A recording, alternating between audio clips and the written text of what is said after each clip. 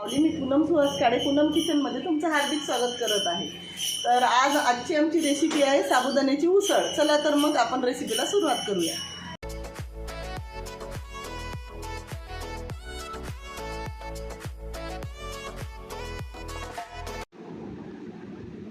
तर साबुदाण्याची उसळ बनवण्यासाठी आपण 1.5 किलो इथं साबुदाणा रात्री भिजत टाकून घेतलेला आहे. 1.5 किलो आलू घेतलेला आहे. 1 किलो शेंगदाण्याचं कूट घेतलेलं आहे. छान शेंगदाणे भाजून कूट तयार केलेला आहे मिक्सरमधून. हिरवी मिरची घेतलेली आहे तळण्यासाठी आणि 1 पाव मिरचीचा ठेचा घेतलेला आहे आपण बनवून. पॅनमध्ये तेल टाकलेलं आहे. जवळपास अर्धा पाव तेल आपल्याला लागणार आहे. पॅन गरम करायला ठेवलेला आहे. मिरच्या तळून घ्यायच्या आहे. ज्यांना जास्त तिखट उसळ लागते त्यांच्यासाठी मिरच्या तळलेल्या आहे आणि ज्यांना एकदम म्हणजे सगळेच तिखट खाणारे नसतात ना, मीडियम खाणारे पण असतात, तर त्याच्यामुळे त्या मिरच्या तळलेल्या आहे आम्ही. पद्माताई बोलत होती मधून मिरच्या तळत होती, पण भजनामुळे त्यांचा व्यवस्थित आवाज येत नव्हता, त्याच्यामुळं मी व्हॉइस ओव्हर दिलेला आहे. एकदम कलकल आवाज येऊन राहिला होता. आणि आता जिरी टाकायची आहे त्याच्यामध्ये. बरेच जण जिरी खातात, बरेच जण नाही खात. जे खातात त्यांनी टाकायचे, जे नाही खातात त्यांनी नाही टाकायचे. आमच्याकडे तर जिरे वगैरे खातात, त्याच्यामुळे आम्ही टाकलेला आहे. हिरव्या मिरचीचा ठेचा टाकून घ्यायचा आहे. तो छान फ्राय होऊ द्यायचा आहे. हिरव्या मिरचीचा ठेचा छान फ्राय झाला की उसळ एकदम छान लागते. लाल तिखटामधल्या उसळमध्ये आणि हिरव्या मिरचीच्या ठेच्यातील उसळमध्ये खूप जमीन आसमानचा फरक राहते. खूप टेस्टी लागते.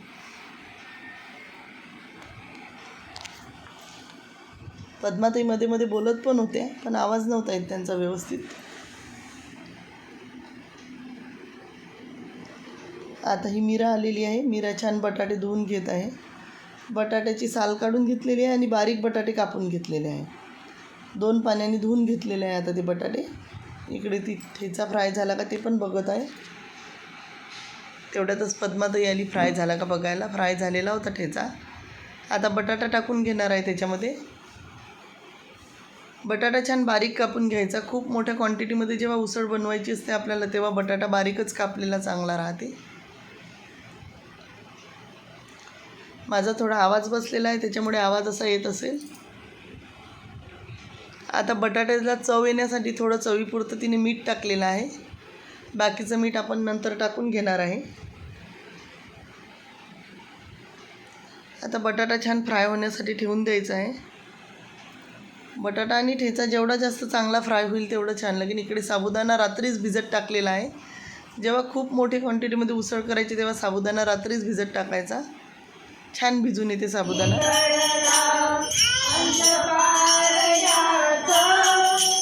इकडे भजन पण चालू आहे. शुभांगीताई भजन म्हणत आहे. सीमा आहे बाजूनं, गौरी काकू आहे, शर्माताई आहे, परत नेरकर मावशी आहे, देशमुखताई आहे,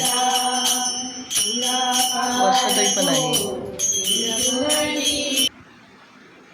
आम्ही पण जॉईन झालेलो होतो. पद्माताई, मीरा पण झालेली आहे जॉईन. कृष्णप्रियाची मम्मी आहे, कृष्णप्रिया आहे, ती पण छान मध्ये लुडबुड करते. माहुलकर काकू पण आहेत भजनाला. आता इकडे आम्ही बटाटा झाला का बघायला आलेलो आहे. तर मीरा बघत आहे बटाटा झाला का म्हणून, कारण कमी गॅसवर फ्राय करण्यासाठी ठेवलेलं होतं. इथं संगीताला पण व्हिडिओमध्ये यायचं होतं. ती पण म्हणाली मी बटाटा बघते झाले का म्हणून. ती बघत होती बटाटा झाला का म्हणून. ती म्हणत होती थोडा होऊ द्यायचा. त्यांची चर्चा चाललेली आहे मीराची आणि संगीताची. तेवढ्यातच पद्माताई आलेली आहे. पद्माताईचा काही आमच्यावर भरोसा बसून नव्हता राहिला, कारण की तिच्या घरचा कार्यक्रम होता. साहजिकच आहे, ज्यांच्या घरचा कार्यक्रम आहे त्यांना प्रत्येकालाच वाटते की सगळं काही चांगलंच झालं पाहिजे, स्वतःहूनच लक्ष द्यायला पाहिजे.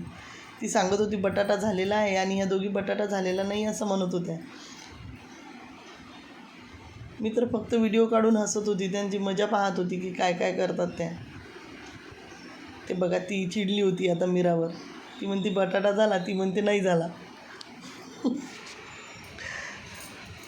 संगीता आलेली आहे मध्येच. आता ते साबुदाणा छान सुटसुटीत मोकळा करून घ्यायचा आणि बटाटा झालेलाच होता तो. बटाटा छान झाला होता, ठेचा पण फ्राय मस्त झाला होता. साबुदाणा सुटसुटीत करूनच टाकायचा त्याच्यामध्ये, म्हणजे गोळे होत नाही.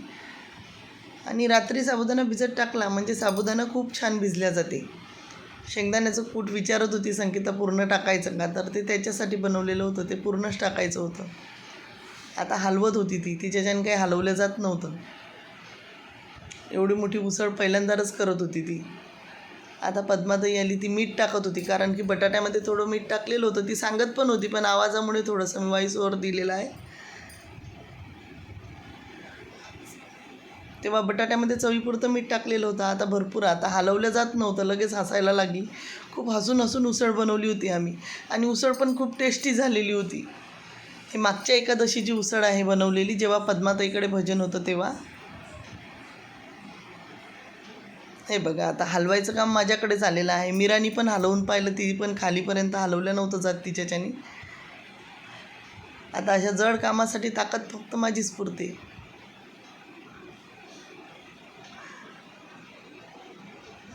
त्याला खूप खालून खालून खाली लागून गेलं होतं पूर्ण, कारण की ह्या हलवत नव्हत्या, पूर्ण वरवरच हलवून राहिल्या होत्या. शेवटी मी म्हटलं आणा बघा, मी हलवते आता एक वेळा. मी छान हलवून घेतलेला आहे आता उसळ. त्या खूप हसून राहिल्या होत्या तिकडे, मी उसळ हलवत होती.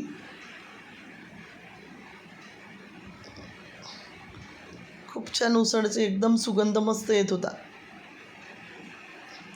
आणि खाल्ली पण सगळ्यांनी पोटभर उसळ खाल्ली. जास्त बायका नसल्यामुळे उसळ भरपूर झालेली होती ती.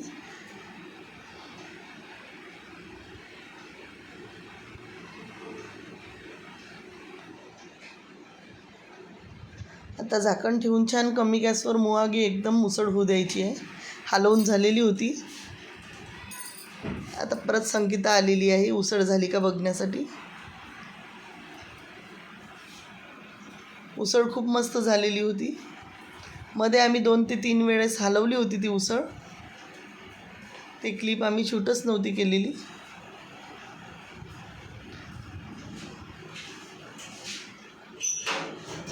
हात लाल झाले म्हणून दाखवत होती ती उसळ हलवून हलवून. म्हटलं एक प्लेट तू जास्त खाऊन घेशील, जास्त हात लाल झाले तुझे तर.